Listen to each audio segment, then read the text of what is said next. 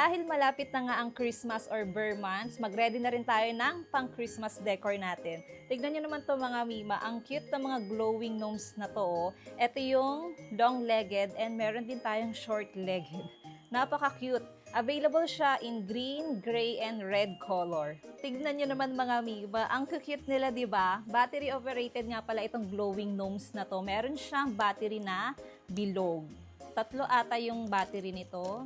Ayan, bilog yung kanyang battery, button battery. Napakaganda nga nitong ipang-display ngayon darating na Christmas. Ayan oh, sobrang cutie. Ito yung long-legged and ito yung short-legged. Pili na lang kayo kung anong gusto nyo. Yung sombrero nito is nabe-bend-bend. Ayan oh, pwede mo siyang iganyan, paganyan, kung ano man yung gusto mo. Sobrang cutie. Kaya kung ako sa inyo ngayon pa lang, habang wala pang December or Burr months, mag-order na kayo. Kasi kapag dating ng Burr months, nagmamahal na yung mga pang Christmas decor eh. Kaya for the go na, nasa yellow basket ko lang to.